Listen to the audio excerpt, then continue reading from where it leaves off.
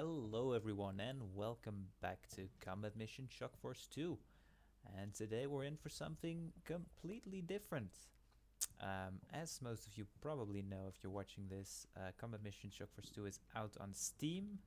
Has been for, I believe, a couple weeks or so. And I've been seeing some complaints. Mostly probably by new players who haven't played the game a lot. And I've seen some complaints about the close quarters battle, about clearing buildings and how the AI is just not up to the task. Now I'm not one to have one of my favorite franchises dragged through the mud by people who simply do not understand the basic concepts of combat mission. So I've decided to make a tutorial, excuse me, where'd I go? There I am, a tutorial on close quarters battle in combat mission Shock Force 2. And since most Shock Force games use the same engine, this applies to Battle for Normandy, Final Blitzkrieg, etc, etc.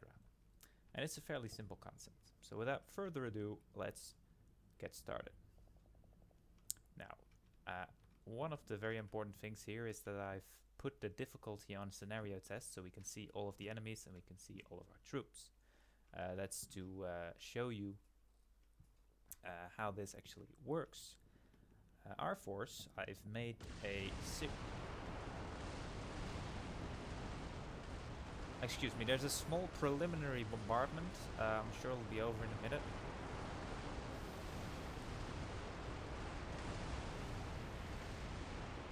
Hang on, let's take a bit of a distance here. Okay, it's still very loud. That's better. Anyway, our force is a pretty elite Syrian government unit of consisting of a guards tank company and a company of airborne infantry and BMP-3s. That's a pretty decent unit. It's not as good as the NATO units, but it's pretty close. And with a unit like that, that should be a good unit to show you how you can use elite or semi-elite infantry and vehicles to defeat a force of mostly fighters and combatants that we have here. They have some pickup trucks, but that's about it. How do you use such a small force and get through a big city full of buildings filled with RPGs, PKMs, without taking serious casualties, especially with your infantry, because it can be very costly to clear buildings. That's what I'm going to show you in this battle. We're going to get through this, and I'm going to try to take 0 casualties with my infantry and even with my tanks. Now, what's the key to this?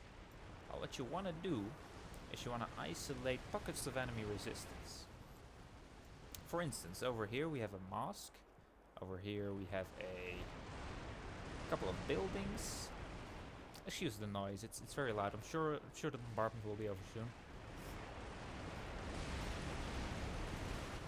A couple more buildings here, another objective here. So those are the objectives. So those are going to be the best defended by the enemy, which you can see because we're on scenario test difficulty. You can see they are heavily entrenched by the enemy. So what you want to do is you want to isolate those and tackle them one by one, instead of just rolling in on a broad front and getting ambushed by every single enemy strong point on the map. So that's one. Then you want to keep your distance, because our main advantage here is these heavy vehicles, like the BMP-3 and the T-90 that can engage at multiple kilometers of distance, while all the enemy has is, well, maybe an SPG-9 here and there, mostly RPGs, AKs, etc. They're not very effective beyond, say, 300-400 meters. Therefore, you want to keep your distance and blast away at the enemy. In order to do that, you'll have to identify.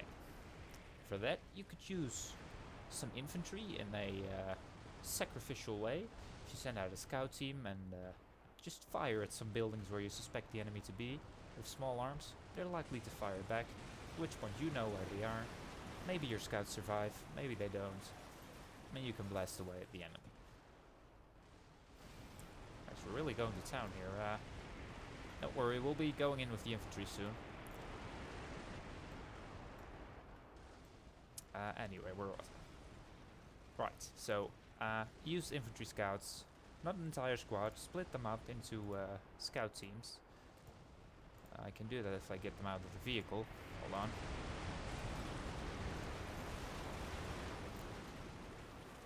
Might be a bit risky with all this artillery coming down, but I'm sure they'll be fine.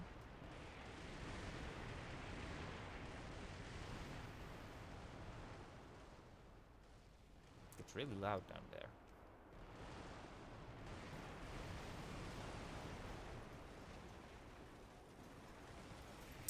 Alright, anyway, they're out of the vehicle. If you see, right here, there's a scout team option. Splits off 2 guys with AKs. Just send them up to a rooftop or something. They're gonna get shot at, and you're gonna know where the enemy is. And just blast away at them. The one thing you want to prevent is actually having to send infantry squads into buildings to clear them. You kind of want the buildings to be clear before the infantry goes in. And that's what you've got the BMPs and the tanks from. Use them at the standoff distance, blast away at enemy resistance, try to create zones that they can cover, for instance down this road. If you cover this road and then you attack this complex, if any enemies try to escape, you can mow them down as they cross the open on the road here.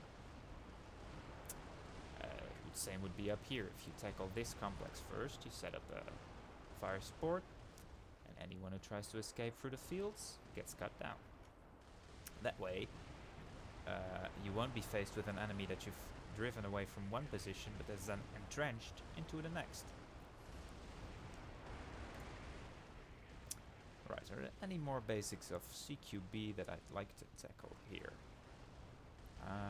I mean, we can't really move in with all the artillery coming down, so I might as well do some more explaining. One thing that I like to do personally is give the men, my infantry, if they come in vehicles, a lot of extra ammo. The reason I do that is I find myself running out of ammo often if I stick with the organic amount of ammunition that the troops come with. Especially if the Syrians, you can see this, they don't really come with that much ammo. A NATO squad with 6 men would probably have like 1,500 to 2,000 rounds. These guys only have 1,000. So what you do is when you're in a vehicle, you press acquire, you've got all this ammo. Oh, excuse me. Right. So, as I was saying, it's quite simple, this CQB. A lot of people don't seem to have it down yet. All you need is to carefully maneuver your infantry and tanks, work together in a combined arms force, maybe use a, you know, just a fraction of artillery to soften them up. Move in, keep it a standoff distance, engage the enemy from as long a distance as possible, try not to get bogged down in clearing room to room. Make sure the enemy's dead before you move into a building. And you know, honestly, I don't know what all the fuss is about. This whole CQB thing, I've just done it, and we suffered exactly 0 casualties, 0 tanks lost. It's you know, it's a pretty good result if you ask me. You know, if anyone has any more questions about CQB, feel free to leave them in the comments. Thank you for watching, and I'll see you next time.